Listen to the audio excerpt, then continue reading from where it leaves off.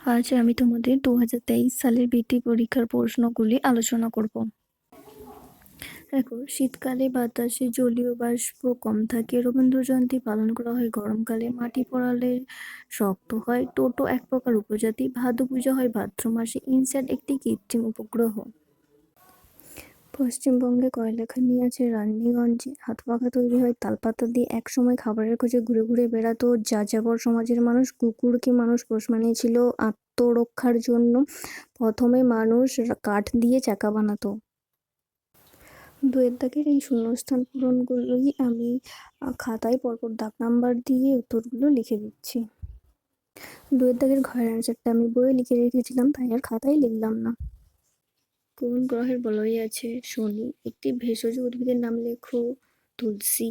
কোন ঋতুতে দিন বড় ও রাত ছোট হয়? গ্রীষ্ম। মহাকাশে পাঠানো প্রথম প্রাণীটির নাম কি? লাইকা নামে একটি কুকুর। একটি গৃহপালিত পাখির নাম লেখো। এটা হবে টিয়া। মুগা রেশম মথ ভারতের কোথায় পাওয়া যায়? আসামে। সাঁওতাল মেয়েরা কোন গান গাইতে গাইতে নাচে? এটির অ্যান্সার হবে ঝুমুর গান। একই পরিবারের শাখা প্রশাখাকে একসাথে আত্মীয় বলে। পশ্চিমবঙ্গের কোথায় চা পাতা তৈরির কারখানা আছে? দার্জিলিংয়ে। প্রাণের জন্ম কোথায় হয়েছিল? জলে। শান্তিনিকেতন কোন মেলার জন্য বিখ্যাত? পৌষ মেলা। দাগের বাম দিকের সঙ্গে ডান দিকের মেলাটা আমি এখানে বইয়ে তীর চিহ্ন দিয়ে দেখিয়ে দিচ্ছি। ঝুমুর হবে নৃত্য। নীল আর্মস্ট্রং হবে মহাকাশচারী। বাঁকুড়া হবে পোড়ামাটি। হবে জঙ্গল। ম্যালেরিয়া হবে মশা।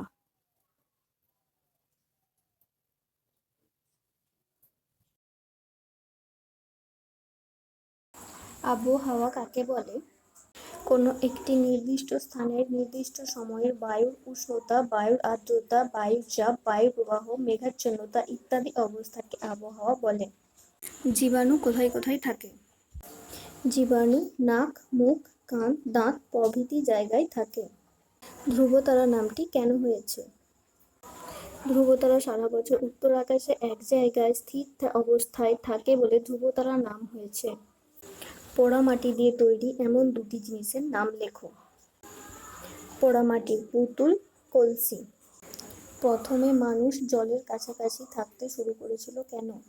জলের কাছাকাছি থাকলে চাষবাস ভালো হয়, মাছ পাওয়া যায় ও জলপথে সহজেই যাতায়াত করা যায়। আগুনে পোড়ানো খাবার খেলে কি কি উপকার হয়?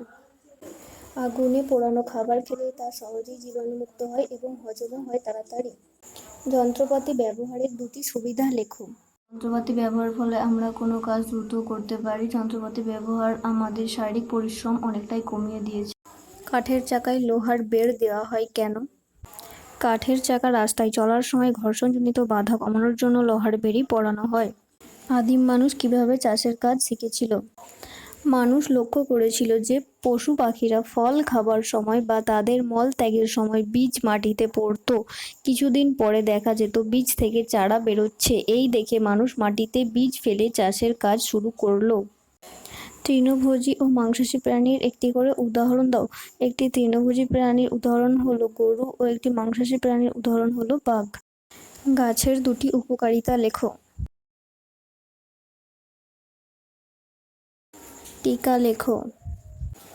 লালন ফকির ছিলেন বাংলার এক মহান বাউল সাধক। তাঁর কাছে ভগবান, আল্লাহ, রাম, রহিম সবাই সমান, অর্থাৎ জাতি ধর্ম বর্ণ নির্বিশেষে তিনি সবাইকে সমান চোখে দেখতেন। লালন ফকির মানুষে মানুষের মিলনের বাণী প্রচার করেছিলেন। খাঁচার ভিতর অচিন পাখি গানটি তিনি রচনা করেন। সপ্তর্ষি মণ্ডল। চৈত্র বৈশাখ মাস থেকে ভাদ্র আশ্বিন মাস পর্যন্ত রাতের আকাশে উত্তর পূর্ব দিকে তাকালে ক্রতু, পুলহ, পুলস্ত্য, অত্রি, অঙ্গিরা, বশিষ্ঠ আর মরীচি এই সাতটি তারা দেখতে পাওয়া যায়। এদের একত্রে নাম দেওয়া হয়েছে সপ্তর্ষিমণ্ডল। তারাগুলি যদি কাল্পনিক রেখা দিয়ে যোগ করে দেখা হয় তবে জিজ্ঞাসা তো দেখায় 7জন প্রাচীন ঋষির নাম অনুসারে এদের নামকরণ করা হয়েছে। ইস্পাত। লোহার অনেক গুণ আছে ঠিকই, কিন্তু লোহার একটা মস্ত অসুবিধে হলো তাতে মরচে পড়ে নষ্ট হয়ে যায়। অ্যালুমিনিয়াম বা স্টেনলেস স্টিলে মরচে ধরে না। গলানো লোহার সাথে কিছু কিছু পদার্থ মিশিয়ে তৈরি হয় নানা রকম ইস্পাত। বাড়ি, ব্রিজ, যানবাহন তৈরিতে, কৃষিকাজে, নানা যন্ত্রপাতি তৈরিতে ইস্পাত কাজে লাগে। যদিও আমরা সাধারণ কথায় বলি লোহার রড, আসলে কিন্তু এগুলো ইস্পাতের তৈরি।